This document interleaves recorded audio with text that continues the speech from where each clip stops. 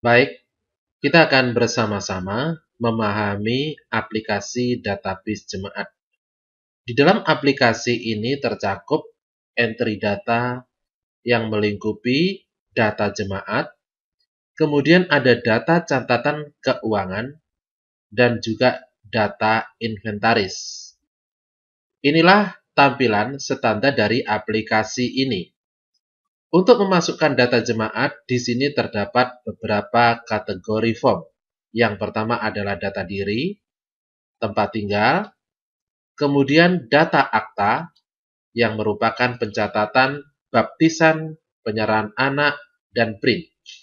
Kemudian ada data pendidikan, kemudian form kerohanian, kemudian form pekerjaan, kemudian form atestasi, kemudian ada form juga catatan, dan form keluarga.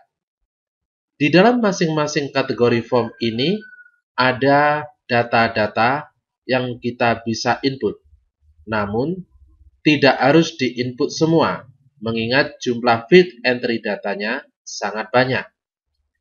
Anda bisa memilih mana yang Anda ingin isi dari bagian-bagian form yang ada di sini. Bagian dari software ini terbagi menjadi 3 bagian besar. Ini adalah form entry data, di mana kita bisa memasukkan data atau merubah data yang sudah ada. Sedangkan di bagian kiri ini adalah tabel kecil yang akan semakin memanjang bila nama-nama yang dimasukkan semakin banyak. Tabel yang kecil ini terhubung dengan tabel besar yang ada di atas, atau yang dinamakan dengan record tabel. Di sini juga akan semakin memanjang ke bawah apabila kita mengisi nama-nama pada baris-baris yang ada melalui form yang tersedia di sini. Melalui tampilan utama ini, kita bisa menuju ke profil.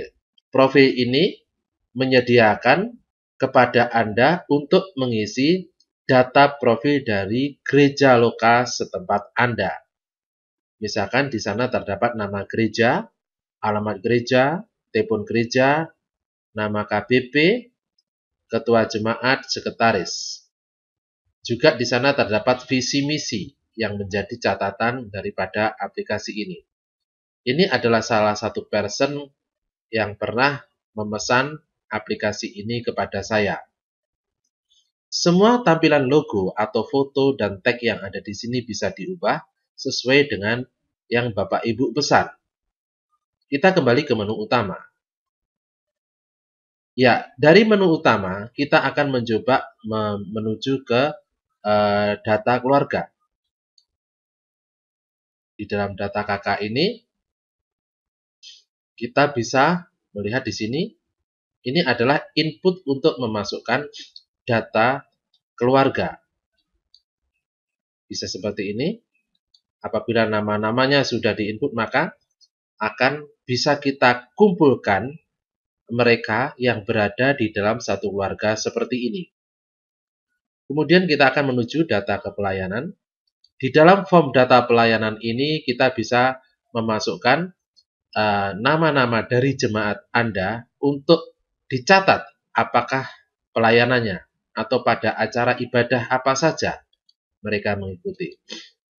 Jadi kita bisa mencatat atau membuat rekaman catatan pada event-event tertentu yang dialami atau diikuti oleh jemaat. Kita kembali ke menu utama. Kemudian di sana juga ada data inventaris. Data inventaris ini digunakan untuk mencatat inventaris gereja Anda. Anda bisa mengetikkan mulai nama barangnya, kemudian di sana bisa Anda berikan kode penomorannya, kemudian Anda bisa memasukkan mereknya.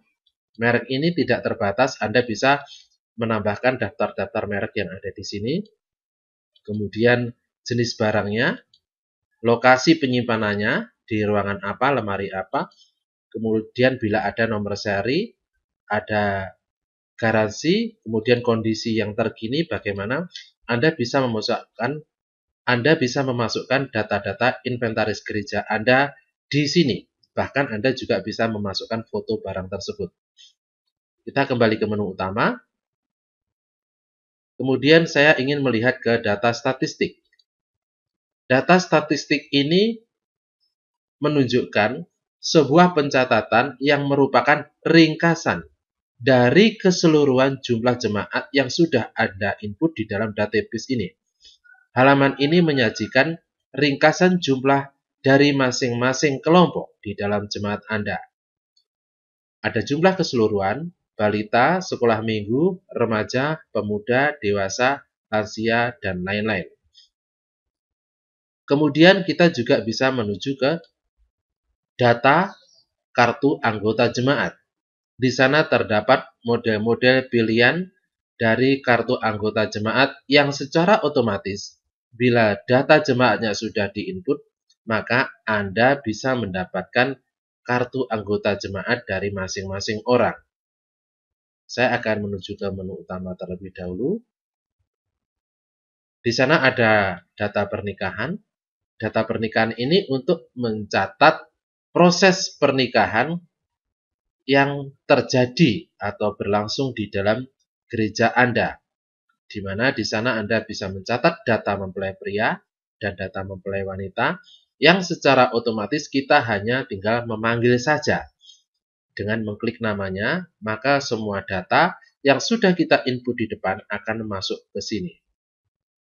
Baik, sekarang kita akan menuju pada tampilan print. Apa saja yang dapat kita print di sini? Kita klik pada print. Pertama, Anda bisa mencetak atau print kartu anggota setiap jemaat yang sudah Anda masukkan. Karena di sana tadi yang kita masukkan hanya baru 2 nama, maka di sini yang muncul kartu anggotanya juga hanya 2 nama. Kemudian, kita juga bisa memilih data tabel umum. Seperti ini, di sana ada tabel. Tabel ini akan semakin memanjang sesuai dengan jumlah jemaat yang kita input. Kemudian ada data personal. Data personal ini akan menyajikan rekap data ringkasan dari setiap orang secara lengkap di dalam suatu lembar. Ini adalah data personal. Kemudian data keluarga, kita juga bisa mengklik data keluarga menurut keluarganya masing-masing. Ada banyak hal yang kita dapat print. Bisa juga mencetak akta baptisan seperti ini. Kalau Anda menghendaki supaya akta baptis Anda diinput di dalam aplikasi ini, bisa kami melakukan pelayanan untuk itu juga. Kartu keluarga seperti ini, dan banyak lagi yang bisa Anda gunakan. Kemudian di sana ada banyak, ada data persembahan, jadwal pelayanan, dan sebagainya. Ya, itulah saudara yang terkasih di dalam Tuhan, sekilas tentang aplikasi ini yang dapat dikembangkan, dikurangi, ditambah, atau dimodifikasi menurut kebutuhan Anda. Selamat mencoba.